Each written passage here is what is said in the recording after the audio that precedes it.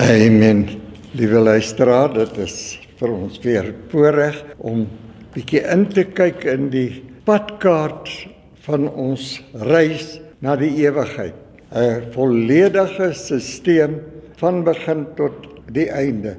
Dit is so goed as jy kan sien hoe dat jy ingesluit was in God se plan van die eerste dag van sy skepingsdoel af. Van die begin af was jy ingesluit. Elke mens is soos 'n deeltjie in 'n groot legkaart wat in mekaar gesit word. Die groot probleem van die hele realiteit is net, jy is die outeur van jou eie beeldnis, jou eie gelykenis. Jy moet aanvaar dit wat God vir jou gedoen het, en dan het jy dit of jy het dit nie. Want vlees en bloed sal die koninkryk van God nooit sien nie. Nou ons weet dat Paulus was geroep deur God vir Ananias, dink ek, gesê het, Paulus is vir my 'n uitverkore werktuig en ek sal aan hom demonstreer hoeveel hy vir my moet ly om al hierdie werklikhede nou aan die lig te bring. Die grootste realiteit was die verborgenheid van die evangelie wat verborge was vir eeue en geslagte. Dis Kolossense 1 van vers 26 tot 28. Hy sê hierdie verborgenheid was verborge vir eeue en geslagte, naamlik Christus in julle, die hoop van die lewe. Dan sê die 28ste vers, hom verkondig ons om elke mens volmaak in Christus voor te stel. God het net 'n volmaakte plan en jy was ingesluit in daardie volmaakte plan. Deur jou eie keuse. Jy het die keuse of jy wil inwees of jy uit is. Of jy glo die woord van God en jy leef volgens die woord van God. Dis jou padkaart of jy's uit. Dit is hierdie groot verborgenheid wat vir ons gekom het. Luister net weer na Galasiërs 1 vers 15. Hy sê, maar toe dit God behaag, wat my afgesonder het van die skoot van my moeder af, en deur sy genade geroep het, om sy seun in my te openbaar, sodat ek hom onder die heidene kon verkondig en dadelik nie vlees en bloed geraadpleeg nie. Dit is so belangrik dat ons hierdie realiteite sien, want dit was 'n realiteit wat die tradisies glad nie wou aanvaar nie, glad nie wou ken nie. Hulle het nog op daardie stadium baie min aan Christus geglo. Ons weet byvoorbeeld dat as ons sien in Markus, nadat die disippels 3 jaar saam met Christus geloop het. Luister net na die 14de vers van Markus 16. Hy sê later het hy in die 11 verskyn en toe al aan tafel was en hy het hulle ongeloof en hardheid van hart verwyd omdat hulle die wat hom na sy opstanding gesien het nie geglo het nie. Kan jy dink 3 jaar saam met Christus gewandel, alles gesien wat hy gedoen het, nooit kon glo dat hy waarlik die seun van God is en meer as dit dat hy waarlik God was. Hulle kon dit net nie verwerk nie. Nou sien jy hier, dis naas Jesus se opstanding, toe glo hulle nog nie, werklik nie. Hulle moes eers tot 'n indringende posisie kom. As jy kyk nou in Galasiërs 2, dan sien jy dat Paulus kon hierdie realiteit nie hanteer nie, dat hulle nie die volheid kon sien wat aan die kruis plaasgevind het nie. So, wat gebeur? Ek lees Galasiërs 2 van vers 7. Hy sê, maar inteendeel, toe hulle sien dat aan my die evangelie van die onbesnedenis toevertrou is, net soos Petrus die van die besnedenis. Want hy wat Petrus bekragtig het met die oog op apostelskap vir die besnedenis, het my ook bekragtig met die oog op die heidene. En toe hulle merk die genade wat aan my gegee is, het Jakobus, Sefas en Johannes, dis soos hulle skryf, hulle boeke agter in die Bybel is, in volgorde Jakobus, Sefas en Johannes, wat pilare geag is, aan my en Barnabas die regterhand van gemeenskap gegee het, sodat ons na die heidene en hulle na die besnederes kon gaan. Nou in die jaar 2025 nog nie almal tot die openbaring gekom het van Jesus Christus wat aan die kruis gesterf het nie. Dan sien jy dat dit is twee verskillende realiteite. As jy in daardie boekies kyk van die 3 apostels wat nou van Paulus skei, dan sien jy dat daar is verskriklike oulike realiteite wat hulle gesien het terwyl Paulus vir hulle gaan kuier het.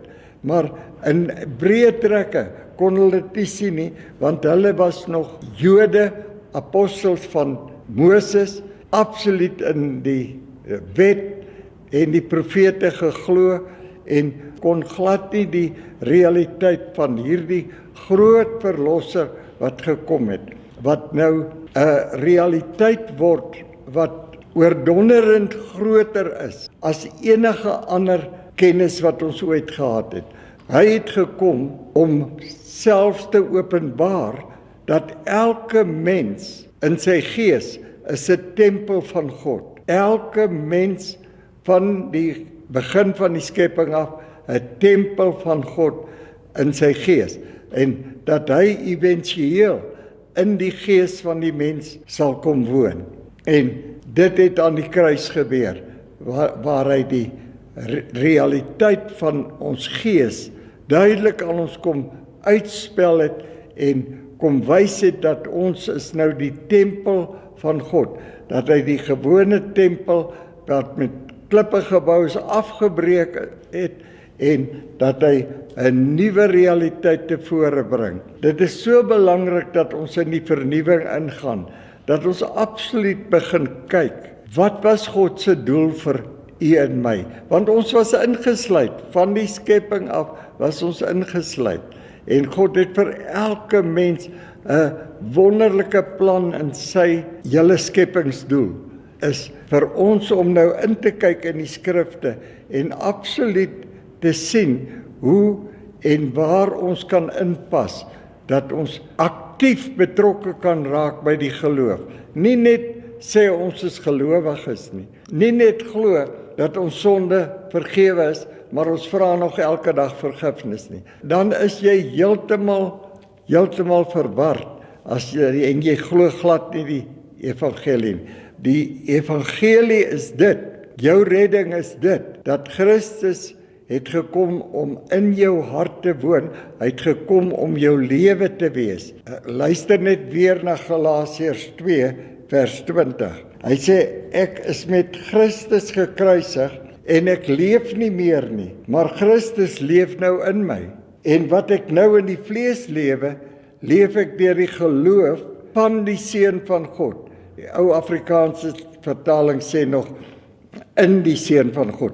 Maar as jy na die King James kyk, Engelse King James, dan sien jy oralster praat hy van die geloof, soos Efesiërs 6:23 in die Afrikaanse Bybel, dat dit is die geloof van God waartoe ons kom en waarin ons deelgenote word. Christus word ons lewe. Kan jy dink dat hierdie groot God wat die heelal geskep het en wat die heelal in die holte van sy hand hou, hy het gekom om in jou hart 'n tempel te skep, in jou gees en in jou gees te kom woon, sodat hy jou redding en jou verlossing kan wees en nie meer jouself nie. Soos die 20ste vers nou sê, het saam met hom gesterf aan die kruis. Jy's uitgeskakel, totaal en al uitgeskakel, totdat die mens dit nie verstaan nie, sal jy nooit in 'n vryheid van sondebewustheid kan wandel nie. Dis nie moontlik nie, want jy's absoluut in 'n realiteit wat so groot is. Kan jy dink 'n tempel van die lewendige God en dat hy in jou woon? Nou weet ons, die skrif sê oralster, groter is hy wat in julle is hy wat in die wêreld is. Dit is so belangrik dat ons hierdie realiteite sien. Hoor net weer as hy praat van die verborgenheid van die evangelie. Dis nou Kolossense 1 vers 27, aan wie God wou bekend maak wat die rykdom van die heerlikheid van hierdie verborgenheid onder die heidene is. Efesiërs 3 vers 6 sê dat die heidene nou ingesluit is in die belofte van God. Dit was eers net die Jode, maar by die kruisiging heidene ingesluit in God se plan.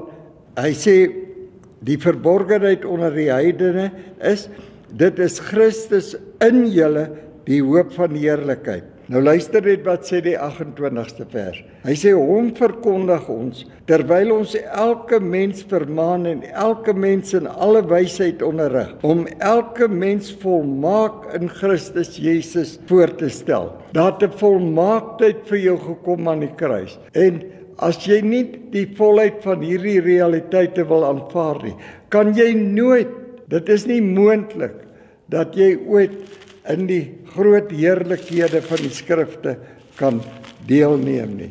In Hebreërs 9 praat hy dat ons vry sal wees van sondebewustheid. Hebreërs 10, ek gaan so van vers 1 af net gou vir u lees. Hy sê, want die wet wat in skaduwee het van die toekomstige weldade, nie die beeld self van die dinge nie, kan nooit deur dieselfde offers wat jaar na jaar gedurig gebring word, die natuurlike, die wat toetree tot volmaaktheid lei nie. Offers in die natuurlike, op geen manier kon jy volmaaktheid verkry.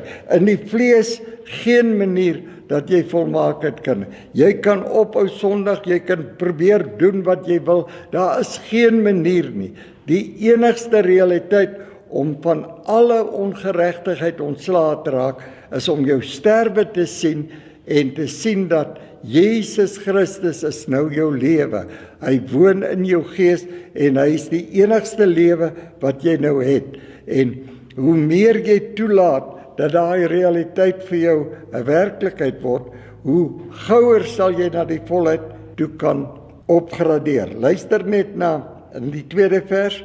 Anders sou hulle opgehou het om geoffer te word, omdat die wat die diens verrig, nadat hulle eenmaal gereinig is, geen bewustheid meer van sonde gehad het nie. Jy sien, daar's net een offer wat die volmaaktheid kon bring, nie die diereoffers, dit kon nie die volmaaktheid bring nie. Nou gaan vers 3 verder. Hy sê, maar in die offers is daar jaar na jaar net 'n herinnering dat jy maar nog sondig is. Want die bloed van stiere en bokke kan onmoontlik sonde wegneem. Net soos jou gebed om vergifnis van sonde, net so min kan sonde weggeneem word deur jou gebed. Daar's nie 'n moontlikheid nie. Sonde is op een manier weggeneem. Luister na vers 5. Hy sê, daarom sê hy, as hy in die wêreld inkom, slagoffer en spysoffer wou u nie hê nie, maar u het vir my 'n liggaam voorberei, Jesus Christus. U het vir my 'n liggaam voorberei. Brandoffers en sondoffers het u nie behaag nie. Toe het ek gesê, kyk ek kom, in die boekrol is dit van my geskrywe, om u wil te doen, o God. Nadat hy hierbo gespreek het, slagoffer en spysoffer en brandoffer en sondoffer, wou u nie hê nie, en het u nie behaag nie, wat volgens die wet geoffer word. En hy het daarna gesê, kyk ek kom om u wil te doen, o God. Jesus gekom om absoluut die wil van God te doen, om daai insluiting van jou te bewerkstellig. Hy sê, hy neem die eerste weg om die tweede in te stel. Deur hierdie wil, die wil van God, is ons geheilig deur die offer van die liggaam van Jesus Christus net eenmaal. Nou moet jy by jouself vra, is jy nou geheilig of is jy nie geheilig nie? Aanvaar jy nou jy's geheilig of aanvaar jy dit nie?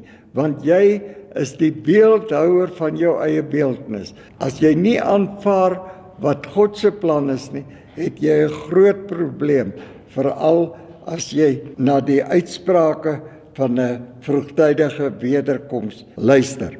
Nou sê die 10de vers, ek lees hom weer, hy sê, deur hierdie wil, die wil van God, is ons geheilig deur die offer van die liggaam van Jesus Christus. Net eenmaal, daar's nie 'n ander heiligheid wat na jou toe kan kom nie. Net deur sy offer wat hy gebring het, sy eie lewe geoffer, sodat hy ons lewe kan word. Luister jy mooi, want hy het jou geheilig aan die kruis. Dit is 'n ewige werklikheid. Luister net weer na die 20ste vers van Galasiërs. Hy sê, ek is met Christus gekruisig, ek leef nie meer nie, maar Christus leef in my. En wat ek nou in die vlees lewe, leef ek deur die geloof van die Seun van God, wat my lief gehad het en homself vir my oorgegee het. Dan gaan hy verder in die 21ste vers. Jy sien, want hoe het hierdie wonder van wonders vir jou plaasgevind? Ek verwerp nie die genade van God nie, want as daar geregtigheid deur die wet is, dan het Christus te vergeefs gesterwe. Dit wat so baie gepreek word, jy moet ophou sondig, jy moet absoluut heilig probeer lewe. In die vlees geen moontlikheid nie. Die enigste manier waarop jy tot 'n volmaaktheid kan kom, is om die kruis te aanvaar, dit wat Christus aan die kruis vir jou en my bereik het. Absoluut 'n geskenk, en daardie geskenke bly geskenke van die begin tot einde. Daar is nie 'n moontlikheid dat jy enige iets kan bydra nie. Want as dit 'n geskenk is, dan dra jy niks by nie, anders verdien jy die geskenk. Dit werk net nie so nie. En nou luister net na die basiese beginsel. Sonder wedergeboorte sal niemand God sien nie. Maar luister nou net, waar kom jou wedergeboorte vandaan? Dit kom glad nie uit jou uit, of jou handjie opstekery, of jou sondebelydenis nie. Die wedergeboorte is net 'n geskenk om te aanvaar wat Jesus Christus aan die kruis vir jou bereik het. Dat hy jou lewe uit die pad geneem het en Christus Jesus gegee het as jou lewe in die toekoms. Ons sal nou daarna kyk. 1 Petrus 1 vers 3. Geseënd is die God en Vader van ons Here Jesus Christus, wat na sy groote barmhartigheid ons die wedergeboorte geskenk het. Wedergeboorte is iets wat God jou skenk. Bekering is iets wat God jou geskenk het. Ons gaan nie nou so ver terug nie, dan kan ons uit tyd uithardloop. Hy het ons die wedergeboorte geskenk as 'n lewende hoop deur die opstanding van Jesus Christus uit die dood uit. Dit is so belangrik dat jy hierdie werklikhede sien, dat jy nie meer leef nie, jy moet nou begin tot die geloof kom, om absoluut te glo dat Jesus Christus is nou my lewe. En Paulus is 'n bietjie rof daaroor. Hy sê as jy nou by 'n hoer ingaan, dan maak jy Christus 'n deel van die hoer. Ons absoluut moet weet dis 'n realiteit. Jy leef nie meer nie, jy mag nie meer leef nie. Jy moet Christus laat lewe deur jou geloof. Luister net daarna in Efesiërs 3. Ek lees so van vers 15 af. Hy sê van wie elke geslag in die hemele en op die aarde sy naam ontvang het, Jesus, dat hy aan julle mag gee na die rykdom van sy heerlikheid, om met krag versterk te word. Jy sien, dis 'n gebed wat jy moet doen tot Christus, om met krag versterk te word deur sy gees in die innerlike mens, sodat Christus deur die geloof in julle harte kan woon. Julle wat in die liefde gewortel en gegrond is, julle wat daardie groot liefde van God ontdek het. Romeine 5 nou, van vers 6 tot 10, hy sê terwyl julle goddeloos was, het God julle so lief gehad, dat Christus vir julle gesterf het. So jy's ingesluit van die begin af, deur die skrifte, maar alleen deur die geloof. Sonder geloof onmoontlik, sonder die kennis van die skrifte onmoontlik, sonder God se plan onmoontlik. Jy kan God nie behaag sonder om sy plan te verwerk in jou lewe nie. Laat ons tot die kennis kom van die woord en absoluut gelowiges word. Prys sy wonderlike naam. Amen.